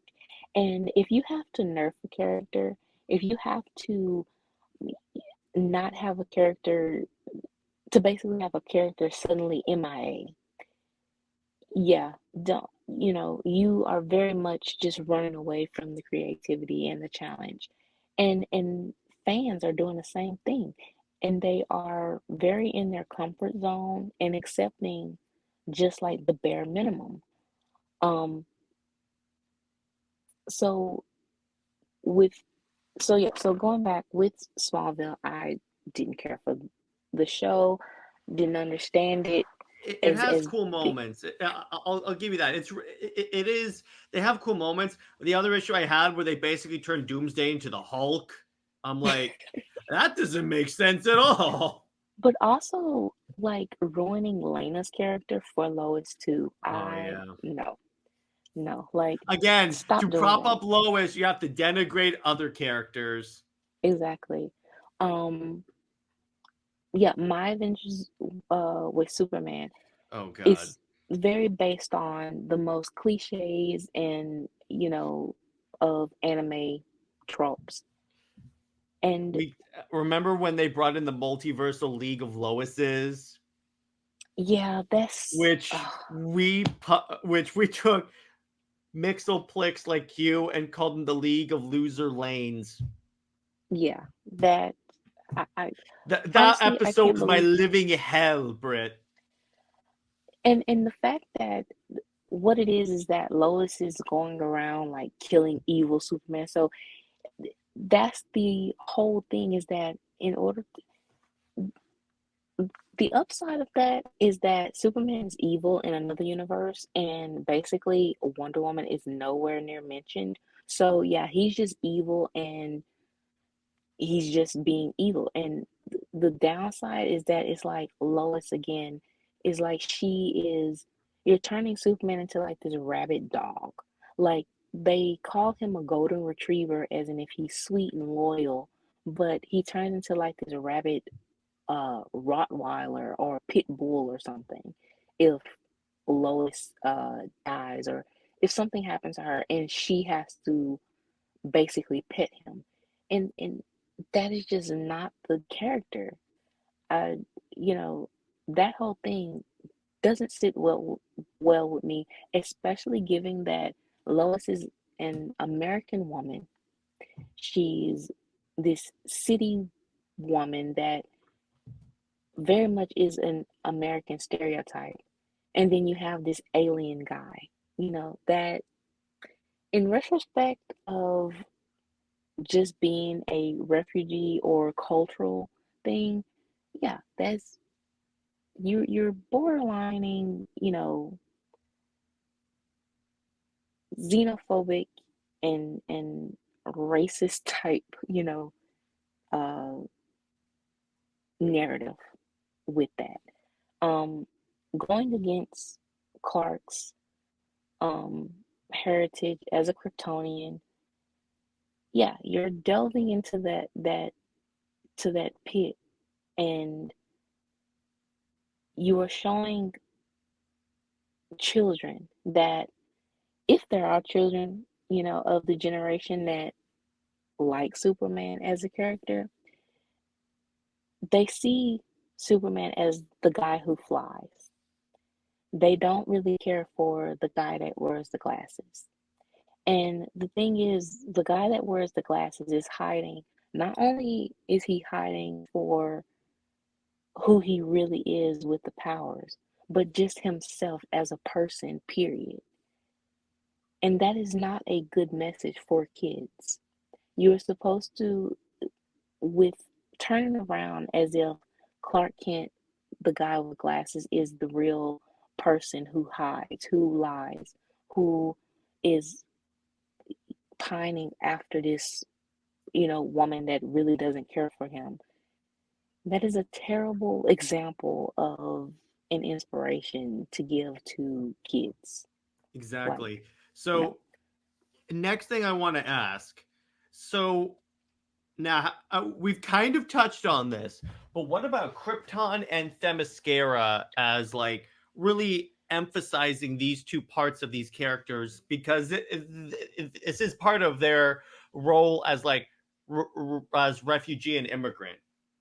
So how New 52 did when and funnily it how it was Lobdell's idea, Hmm. but the fact that he was giving Krypton a the amount of character as if it was like it wasn't on the same level, but it was giving that level of investment as Gotham, Hmm. you know? And that is honestly, I believe that DC did have a YA novel for like Krypton, but for a comic book, or the same as how they have Historia for Themyscira and Hippolyta. Hmm. Honestly, for Themyscira, continue with Historia Yeah. and go even deeper with the Amazon heritage, with the women, just individual, and also with main Amazons, the Amazon guards, the Amazon, the blacksmith, the Amazon healers, the oracles, the even elder Amazons, like women who are the souls of elder women and they become elder Amazon. Um, Hippolyta's the first soldiers or Hmm. warriors. You could do a Uh, book on like the first few days, on like the early days of Themyscira. yeah, anything like that. And Go deeper yeah, with go deeper with those individual characters. Have different perspective Amazons, different perspective, not just Hippolyta, but if you want to bring back Hesha in, if you want to make Nubia not Diana's twin sister anymore, make her just her own individual which I think with her miniseries that she did have, she was like a reincarnated princess of, I think, Kenya. hmm which that works. Um, As for yeah, Krypton, what I would do really is like again expand on Krypton's history, and you can even show them leading up to the destruction of Krypton. You can see like where Jor-El first first like got an inkling that Krypton was going to blow up. You could see more of Krypton's culture as he tries to warn like the Science Council and such. And we could see like we can even see him flashing back to him first meeting Lara. meeting And Laura. yeah, Yeah. exactly. And Laura's a general and all that stuff. Because I love that where they actually gave Lara a role as opposed to being Jor-El's wife. It's like, no, she's a military commander. And, and also was it's so funny that Jurgens did that. He turned Laura into like just the wife that stayed quiet, that was hanging off of Jor-El's shoulder. And then that's what you have says. But then in New 52, you have Laura as the warrior, general, the scientist, and Clark is with Diana. So it's A kind of warrior. like, yeah, the warrior. You are showing the different perspective that Laura, his biological mother, is so much of a character, you know, when he's with Diana because it feels like what they're trying to do is mirror, like the Kents, but also those two. So when you have the Kents, they are, and that's pretty much what Rebirth was making Clark Paul Kent 2.0, and they even did have a commentary, or Tomasi did, of comparing Lois to Martha. Well, had Clark And comparing. that in itself is an insult to Martha. Yeah. So, so you wanted that whole thing is that Lois is just the glorified housewife. Well, when Clark is with Diana, he first of all he's more confident within himself, and then having um Diana, she mirrors the warrior, the scientist, the equal, the actual equal to Jor-El in Laura too. So yeah, with Krypton, have it more of we see Jor-El's perspective all the time as the father, but give more perspective of Laura because, as I said at the beginning, she is the one who named Clark Cal. She is the one who gave birth to him, so she has even more so a connection to him than Jor-El because even in reality, that's how mothers are. They are far more connected to the children than anyone. Yeah, so that's how we could fix Krypton. Of course, again, DC does not have the capability, creative wise, financial wise, to invest in these ideas, They but it used would to. be There was a book called The World of Krypton that really expanded on Krypton. I'm like, that's money on the table, DC. Because can you imagine an ongoing series about Krypton up until the planet blows up? if DC had one of those and really invested putting Krypton like I said on the level of Gotham, you can't really do much of that with Smallville. Mm. It's just a town. I mean, you can have some crazy stuff going on in Smallville, but you know, not really. Unless you do the Superboy adventures, like of Clark as a young teenager, and maybe he does, get into some shenanigans or whatever in Smallville. Make Smallville not just a normal town, but something that starts planting the seeds of like even Earth is there's more beyond what you think is normal. You know, like the X-Files type thing for Smallville. Metropolis is supposed to be the city of tomorrow, but it's very much the city of yesterday with its Hmm. old school, like, again, they think that it's 1938, and it's like, or the To quote Perry 19, White, it's not 1938. That was a great line from BVS. I love that. or even, or the way they are now with Dawn of DC is very 90s, early 2000s, and it feels like that. And it's like DC continues to hold on to like these errors that, while great for certain people, and it's a very small certain people, it wasn't the majority, and that is why you reboot it in the first place. And that is where DC is now, of they really do need a reboot. So these ideas of Themyscira, of Krypton, of even just diverse characters, period. Some of these characters do not work, because you can sense the agenda Hmm. in trying to force an idea um to the audience that it, it's all about resonating. And it also, the key is, does it fit within the time too? If Hmm. you have a character that, like Superman, is stuck in this same like hamster wheel of the 90s, the character can't move forward and the fans just don't care. Yeah. And now, speaking of fans caring, the last couple of slides, and this is going to be montages because this is really cool. I'm going to put that in there.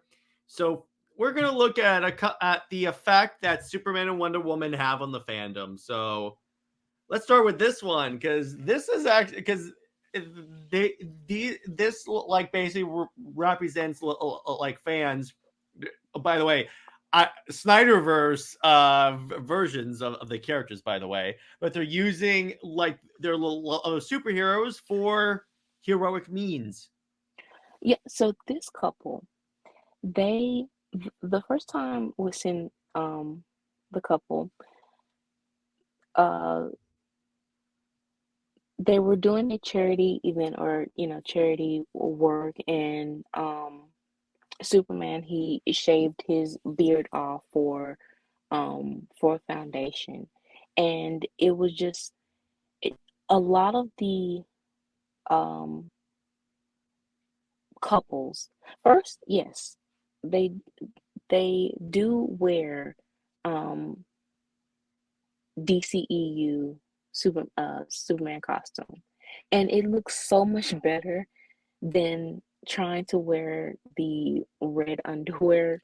Yeah, Uh, I'm like, gee, and by the way, it's a very well made replication of the Snyderverse suits. I gotta yes, say that. I am and very impressed. even with the New 52, when people talk about the collar, even WB Studios or Six Flags, there is a cosplayer, the Justice League, and they have on the New 52 suits. The New 52 um suit looks so much better live action. It really does. Yeah, And it does. it looks so much better, especially without the kind of like Brit. The thing is, the red underwear, it, sometimes it looked like a bong. So it's It like, depends on who's drawing it, and it's like I think it actually looks good in Suicide Squad, the game, because at least they kind of made it look like it's part of the suit and not like a separate piece. yeah. Or it looks like red shorts weirdly on top of like tights or something. Hmm. And no, it sometimes it just doesn't fit. So, but going back to this couple, they are very positive. But follow them on Instagram, and they have a separate account which is motivational speaking. They, do appearances, events. Um, they've actually worked with WB in promoting. I believe they were promoted the Flash film. You know, Hmm. going to cons and everything like that. But the positivity that this couple, they first, the irony is that wearing DCEU uniforms and like Superman and Wonder Woman didn't really interact. So for you Barely. to, yeah, and for couples to still kind of like automatically gravitate to Superman and Wonder Woman anyway, and just they honestly understand the dynamics so well of a relationship of equals, a relationship of a partnership, of going out and being the motivation um, for everyone. You And that's really what the characters are supposed to be. Which, fun fact, so Zach was on a panel once with cosplayers. As a matter of fact, he just randomly pops in. He comes in, and at some point, they start talking about the quality of cosplay. And he goes, "I see people making costumes that look better than what we make for movies." I mean, honestly, it isn't an investment. It's Hmm. dedication. But these couples always look good. And yeah, the Superman and Wonder Woman cosplayers, they match. And it's every every time, especially at cons, when you know that it's the creatives are there and they see the couples. Recently or last year, um, DC did post a couple that dressed as New 52 Superman and Wonder Woman. So it's kind of like, yeah, you have um even even though you destroyed New 52, um, and you destroyed the Superman and Wonder Woman relationship, couples will still dress as Superman and Wonder Woman regardless. You don't see any Lois cosplayers, and honestly, I don't know how you can cosplay Lois. The only You need thing that, Superman to be there in order for that to work. Fun fact, yeah, I have a bucket list thing to do is that if Peter J. Tomasi ever comes to a con near me and I have a girlfriend at the time, I'm going to have her dress up as Wonder Woman. I'm gonna dress up like Superman. Before I get anything signed, I'm gonna kiss her right in front of him and go, "You shouldn't have sabotaged the book." that is the I'm most gonna open the petty. shirt, and then it's gonna have a shirt that says it's gonna have Lois Lane as Lois Lame. That is so petty, but at the same Hey, you time, know what? He you earned definitely it. record that. Yeah, I guess that'll be a short for Comics League. But anyways, yeah, and again, it's like I'm astounded every time because I follow a few cosplayers, and I'm just astounded at like the level. This looks like they're wearing the actual suits from the movie somehow, and I'm like, wow. But then we also have some Tumblr pics, which again, this is like so. It's a variety. It's like a substantial variety of people dressing up as like Superman and Wonder Woman. And yeah, when when Halloween comes around, Yeah. you can definitely you can definitely get the perspective of the trend of couples, of superhero couples that people know. And Superman and Wonder Woman is basically the number one couple costume. And families, you have your, yeah, some do, they might put on a Wonder Woman shirt and a Batman, just just put on a costume. Um, but and they might try to have them as a couple, but at the same time, it's kind of like, that honestly, it's just JLU. But when someone captions power couple, it's like, oh yeah, that for sure. They they know that power couple is associated with Superman and Wonder Woman. You have Batcat too, and when Suicide Squad came out, you had Harley and Joker. Oh God, that Um, we talked about that on the problem with Harley Quinn video about how apparently because Warner Brothers screwed around with that movie so much, people thought Joker and Harley Quinn were couple goals. yeah, you I'm like, no, no. When you look at the right. actual storyline, I'm like, no. But by the way, the other thing is like this one really like impressed me because the way because that is some badass armor. This that couple actually went viral a, at that time a Mm-hmm. lot. And every year their costume, I believe that when the con was coming up, they were used for a promotion, and their poster was I think the New York subway. But yeah, they were used for promotion.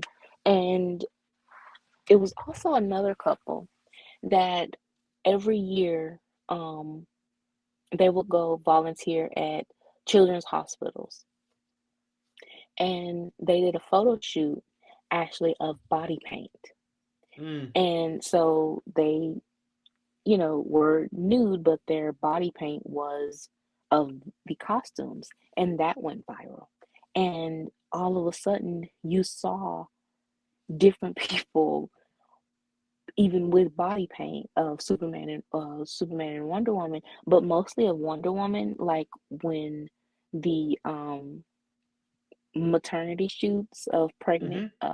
pregnant women, and they would like have body paint of a baby, like a super baby on their stomach, and it was just so cute. So yeah, you have these with Halloween, you can definitely get a very good like um view of the couples that like I said, that are known. You don't see DC recently posted supposedly iconic couples, Oh and yeah. that was it's a Valentine's thing, but you don't see couples dressed as Black Canary and Green Arrow. Mm-hmm. You don't see couples even as Apollo and Midnighter, because they're not actually known, you know. Mm-hmm. Um you They're don't still very see obscure. Yeah, you don't see Big Barda and Mr. Miracle. You don't see Nightwing and Batgirl. You don't see sure Superman and Lois.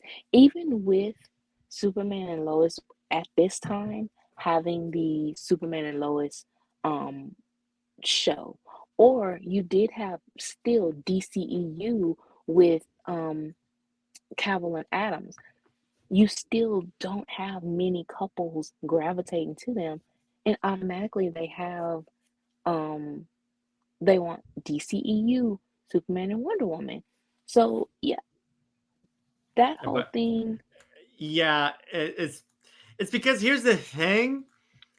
Because with Superman and Lois, it's a very unequal relationship. What I mean by that is that one is always like non-powered or anything like that. And the thing about Superman and Wonder Woman is that both people are, like we always say in the show, they're equals. It's an equal relationship where not one is stronger than the other, and Yeah, and that's why I think that works. Plus, it sounds good to. It's like Gal Gadot's husband wears a shirt that says "My wife is Wonder Woman," and I'm like, yeah, that sounds better than mine. Than like saying my wife is Lois Lane. yeah, it's something about, and it's and the thing is with power couple, I mean, Twitter X fans, they want to the whole double standard thing. They want to take it and turn it around to something that negative. As in, when we talk about power couple, when we talk about the power, we mean physical strength. No, that's not what that means. Power couple literally means two individuals that are strong minded, that are hardworking, coming together to make something new. They are on equal footing. They have an understanding of each other. They have respect, and they work together as a partnership. 50-50, 100-100. You know, we bring it's a give and take type thing. We, learn from each other and everything like that. That is what power couple means. When if DC were to, in which they did talk about the original power couple or whatever, when it, if they did name Lois and Clark, that they would, scream it out to the high heavens or whatever. But when it's referred to for Superman and Wonder Woman, you want to turn it into something, you know, like again, that they are going to try to take over the world or something like that. And again, that goes in with what we're talking about is you you have this certain perspective that borders xenophobia and racism. You know, what's It the really difference? does. It really does because you're denigrating characters based upon ethnicity or like point of origin. That is racism slash xenophobia right there. And by the way, I love the Wonder Woman and the body paint of the baby in her stomach. That is so cool. Yeah, you this became a a very like a lot of the trends. Superman and Wonder Woman as a couple, very much a trendsetter. You had Hot Topic, and when Hot Topic was really a thing, like um, I would say the 2010s, and people going to that shop, Superman and Wonder Woman had so much merch, and it was a thing to go to Hot Topic. But of course, as DC, um, you know, messed that up, you don't really, honestly, you don't really hear much about Hot Topic anymore. Like, as Nope. far as within, DC whole thing. And when sometimes I'm looking at the website, it's not much of DC like merch there. And it's like, DC, you're ruining relationships too because you were so stuck on nostalgia, so stuck on because it's licensing, Hmm. certain things. And what Hot Topic means is literally the Hot Topic. And DC doesn't have a Hot Topic. You do have, um, you had Harley Ivy, you had Batcat, but what else can you, can, what else can you have? I don't think anyone would care to wear Nightwing and Batgirl.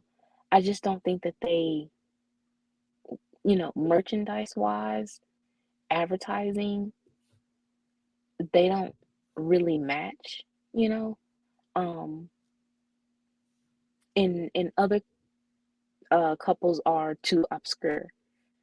So yeah, your only couples are Harley Ivy, still Harley and Joker for some reason, Batcat, and Superman and Wonder Woman. Those are the only couples that can be advertised and you know for merch that works. Um, but yeah, it became a whole thing. You did have some that wanted to have the Wonder Woman body paint with a Batman kid, and it was kind of like, no, that doesn't look right. You know, Stop glorifying Bruce Timm. yeah, it's like with some things with Superman and Wonder Woman, you can tell that they wanted to take away from it for sure. You also had weddings, which were it it happens so often that you start to get the pattern. So you have the yearly, holiday e- holiday days. And so you have Halloween, you have Christmas, you have New Year's, 4th of July, but you have other cultural holidays as well. And some people, especially before Instagram kind of like ruined their hashtag searches, you could see a lot of the different cultural, when it's time for those holidays to be celebrated. And you get the feel of the pattern. So within this time, actually, there's a lot of weddings. So Superman and Wonder Woman is one of the themes, and I have seen some wedding pictures and videos. And to see that Superman and Wonder Woman is part of that, no matter what ethnicity, what culture, to see that Superman and Wonder Woman is a part of that milestone, and Hmm. and to be, you know, it was one couple and they're African American, and their story was actually shown on Food Network because they were picking out a wedding cake. Their they had a whole photo shoot of wearing Superman and Wonder Woman DCEU There you go. costumes, and they their theme was gold and silver and red, which was very pretty. And I honestly, yeah, those colors match for Superman and Wonder Woman. And they just told their story about how they became, what made them pick Superman and Wonder Woman, which again is the respect, which is the understanding, which is the um, of being equals, of helping each other, of that understanding of each other, being and being best friends, and Yeah. that was a thing that um, really kind of got my attention was when they put that they understood that Clark and Diana are best friends first. And a lot of the couples in their captions on Instagram say the same thing, is that their partner is their best friend. And that Yeah. is why they resonate with Superman and Wonder Woman. And I'm like, why is it that even if they are casual fans, to try to make seem like casual fans is a bad thing, these casual fans actually take value into something that it is important, but is a very small detail that can be easily overlooked, as Clark and Diana being best friends, but it means so much to them, and Well, they I always tell people that I got news for you. These companies shoot for the casuals because there's not enough comic book fans to make these movies as successful as they are. So really, you want to be in a way catering to casual fans. yeah, so if your casual fans can gravitate towards this concept and understand this concept and accept it, then yes, why not continue to invest in it? Like I said, you have cosplayers that, yes, they cosplay so many other couples randomly or whatever. You can see, you can see that. But your main couple, though, within DC is Superman and Wonder Woman when it comes to cosplayers. The main, if they have a superhero theme, they will choose Superman and Wonder Woman. Even with Marvel, you don't have any Marvel themed like weddings as far as a couple. Even with WandaVision, still that is nothing compared to the amount of wedding Superman and Wonder Woman wedding themes. Yeah. The Kiss statue was used for an engagement, a proposal. It I was need to used, find a cheaper version of that statue because I want it, but it costs a kidney. right? It was used as a wedding cake topper. Um, you know, just that whole thing. You have something that is positive, that is that represents as not only individuals but as a couple, that it's not just one society, it's not just one country, it is a multitude of so many people, of so many different um couples of in individuals beliefs and you know of backgrounds, and they come together, and that is what, again, Superman and Wonder Woman represent. So in order for you to have the investment that you need, and DC is very much desperate need in need Yeah. for that, why not invest in Superman and Wonder Woman?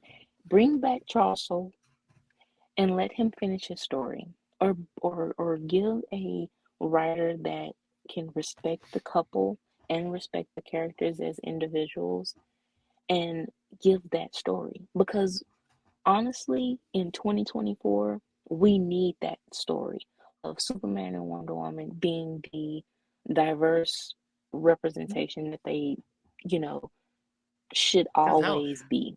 half the photos on that slideshow are like of people of color dressing up as Superman and Wonder Woman. So it obviously Yes, resonates with someone, regardless of one's race, ethnicity, what have you.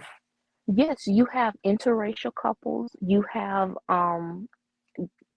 couples of different cultures, you have even LGBT couples.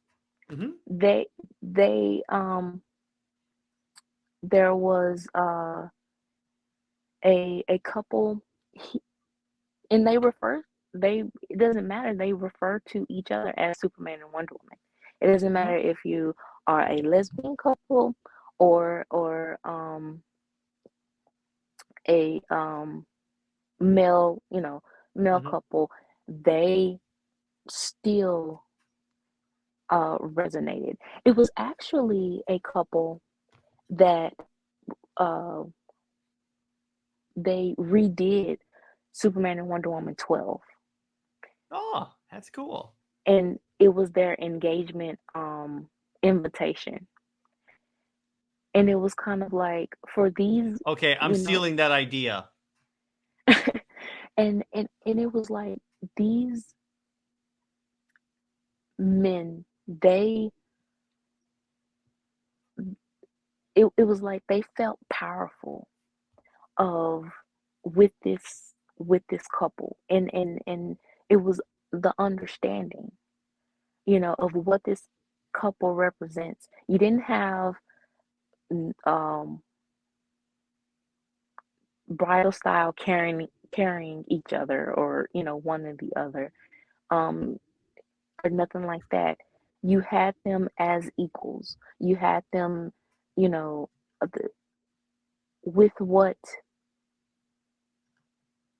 the Superman and Wonder Woman, the Justice League 12 cover represents. They felt that power. And again, that is a testament of what this couple represents. And why would DC ignore that when you clearly see that that is what it brings?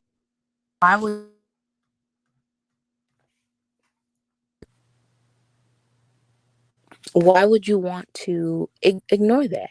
Yeah, exactly. Now, on that note, I think that's a good place to leave this episode. We talked a lot about a lot of great stuff. So drop below your thoughts on like diversity in Super Wonder. What was your favorite like picture we saw? So Brit, you got anything you want to tease? And by the way, you're speaking of teases, you're gonna want to tune in to next week's episode. Just gonna tease that. So Brit, carry on.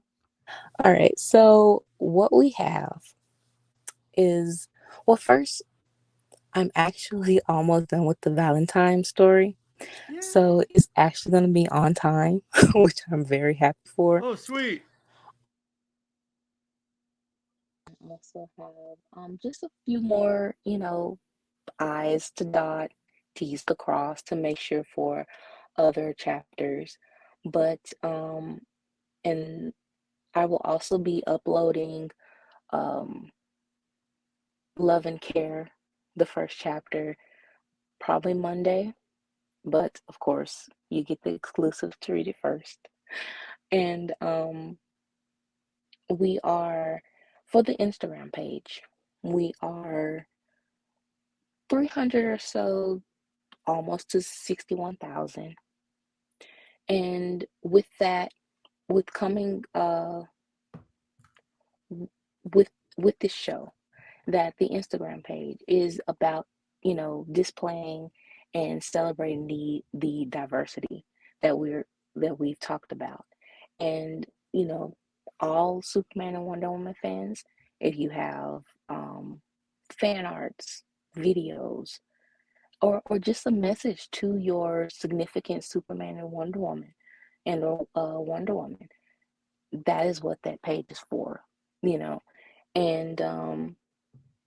just want to continue to celebrate, what this couple represents.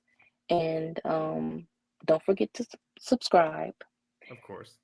And also, yes, I'm very excited that we are